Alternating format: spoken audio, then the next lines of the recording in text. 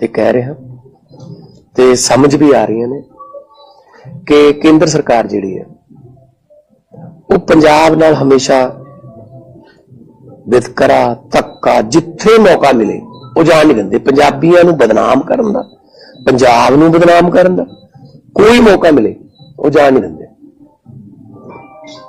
ਔਰ ਭਾਵੇਂ ਉਹ ਕਿਸਾਨਾਂ ਦਾ ਮਸਲਾ ਹੋਵੇ, ਉਹ ਪੰਜਾਬੀਆਂ ਦਾ, ਭਾਵੇਂ ਕੋਈ RDF ਦਾ ਪੈਸਾ ਰੋਕ ਲਿਆ ਹੈ ਨਾ, ਪੰਜਾਬ ਦਾ ਰੋਕਿਆ। ਤੇ ਹੁਣ ਜਿਹੜਾ ਨਵਾਂ ਇਹਨਾਂ ਨੇ ਕੀਤਾ ਸਾਜ਼ਿਸ਼ ਦੇ ਅਧੀਨ ਪੰਜਾਬ ਨੂੰ ਤੇ ਪੰਜਾਬੀਆਂ ਨੂੰ ਬਦਨਾਮ ਕਰਨਾ, ਜਿਹੜੇ ਅਮਰੀਕਾ ਤੋਂ ਟਰੰਪ ਸਰਕਾਰ ਬਣੀ ਤੇ ਉਹਨਾਂ ਨੇ ਡਿਪੋਰਟ ਕਰਨੇ ਸ਼ੁਰੂ ਕਰਤੇ ਜਿਹੜੇ ਵੱਖ-ਵੱਖ ਮੁਲਕਾਂ ਦੇ ਜਿਹੜੇ ਉੱਥੇ ਗੈਰ ਕਾਨੂੰਨੀ ਤਰੀਕੇ ਨਾਲ ਗਏ ਸੀ। ਤਾਂ ਪਹਿਲਾ ਜਹਾਜ਼ ਉਹਨਾਂ ਨੇ ਅੰਮ੍ਰਿਤਸਰ ਲਾਇਆ। ਤੁਸੀਂ ਉਸ ਵੇਲੇ ਮੀਡੀਆ ਸਾਰੇ ਮੌਜੂਦ ਸੀ ਅੰਮ੍ਰਿਤਸਰ, ਜਿਹਦੇ ਵਿੱਚ 33 ਗੁਜਰਾਤ ਦੇ ਸੀ, 33 ਹਰਿਆਣੇ ਦੇ ਸੀ, 30 ਪੰਜਾਬ ਦੇ ਸੀ, 2 ਮਹਾਰਾਸ਼ਟਰ ਦੇ ਸੀ, ਇੱਕ ਮੇਰੇ ਖਿਆਲ ਚ ਉੱਤਰਾਖੰਡ ਦੇ ਸੀ। ਤੇ ਚਲੋ ਪਹਿਲਾ ਜਹਾਜ਼ ਉਹਨਾਂ ਲਾ ਲਿਆ, ਪਤਾ ਨਹੀਂ ਕੀ ਕਟੇਰੀਆ। ਹੁਣ ਦੂਜਾ ਜਹਾਜ਼ ਆ ਰਿਹਾ। ਦੂਜਾ ਜਹਾਜ਼ ਵੀ ਕਹਿੰਦੇ ਅੰਮ੍ਰਿਤਸਰ ਉਤਰੂਗਾ ਜੀ ਕੱਲ ਨੂੰ। ਕਿਉਂ ਜੀ? ਅੰਮ੍ਰਿਤਸਰ ਚੁਣਨ ਦਾ ਕ੍ਰਾਈਟੇਰੀਆ ਦੱਸੇ ਮੈਨੂੰ ਕੇਂਦਰ ਸਰਕਾਰ, ਮਿਨਿਸਟਰੀ ਆਫ ਐਕਸਟਰਨਲ ਅਫੇਅਰਸ, ਵਿਦੇਸ਼ ਮੰਤਰਾਲਾ। ਅੰਮ੍ਰਿਤਸਰ ਨੂੰ ਕਿਉਂ ਚੁਣਦੇ ਹੋ ਤੁਸੀਂ? ਬਦਨਾਮ ਕਰਨ ਵਾਸਤੇ ਚੁਣਦੇ ਹੋ, ਪੰਜਾਬੀਆਂ ਨੂੰ ਬਦਨਾਮ ਕਰਨ ਵਾਸਤੇ ਚੁਣਦੇ ਹੋ ਤੁਸੀਂ।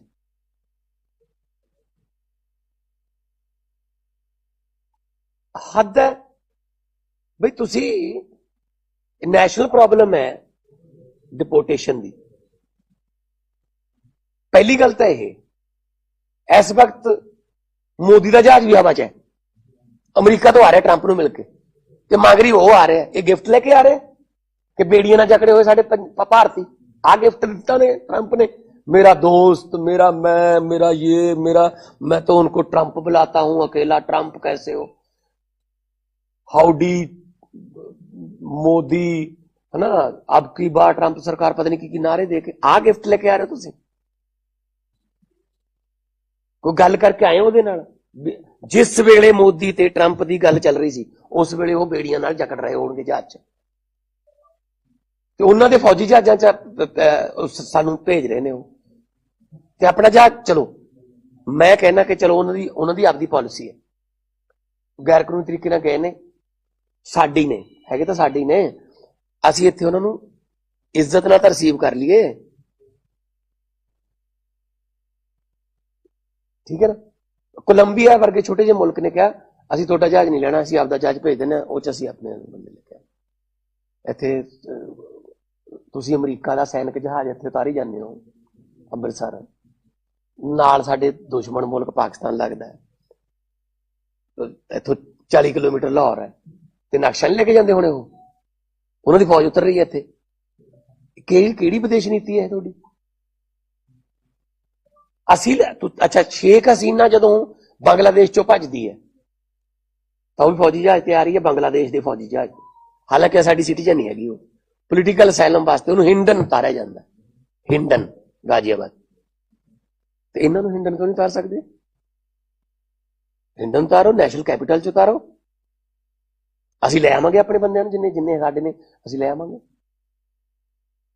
जान बुझ के, ताकि मीडिया कल्ले पंजाब में उतरा एक और गैर कानूनी प्रवासियों का जहाज,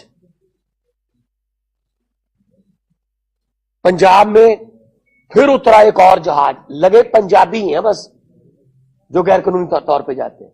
अगर गिनती के हिसाब से करने हैं भाई साहब, अब कह रहे हैं 119 में से 67 हमारे हैं पंजाब के, तो इसलिए अमृतसर। तो फिर पहले वाला अहमदाबाद क्यों नहीं उतरा?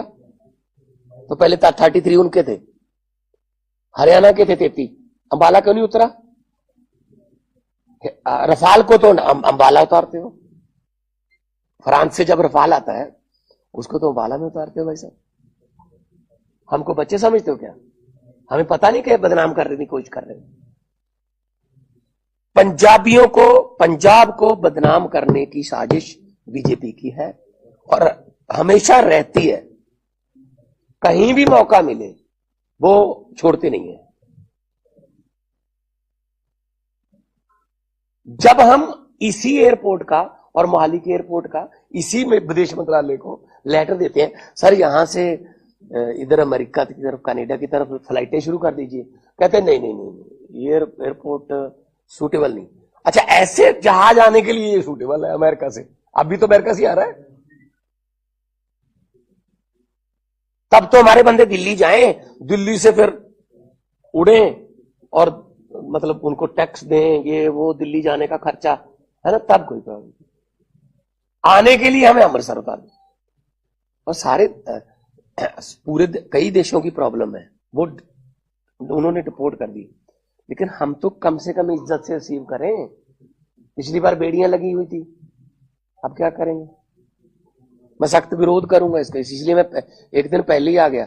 मैं एमईओ को बेनती कर रहा हूं, हमने बात भी कर ली है, एमएचए को कह रहा हूं कि अभी तो वो जहाज का 2-3 बार तेल डलवाता है, क्योंकि वो एक बार में नहीं आ सकता, मिलिट्री का जहाज है, पता नहीं कहां होगा, मुझे नहीं पता कहां, लेकिन उसका रूट बदल के अपना दिल्ली बुला लीजिए, उसको हिंडन उतार लीजिए, अहमदाबाद उतार लीजिए, जहां मर्जी उतार लीजिए, ठीक है। हम अपने बंदों को ले आएंगे, इज्जत से लेके आएंगे। हम हरियाणा की तरह कैदियों वाली वैन नहीं भेजेंगे। पिछली बार कैदियों वाली वैन भेजी थी उन्होंने,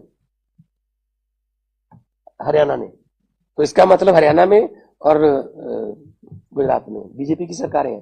टोटल कितने थे उनके? 66, हमारे 30। वो 66 को लेने नहीं आए, हमने तो 30 बंदों को चलो अपने अपने घर पे पहुंचाया, चलो कोई पुनर्वास का भी करेंगे। दुखी होके जाता है जी, कौन छोड़ता अपना मुल्क, अपनी धरती छोड़ने को किसका दिल करता है?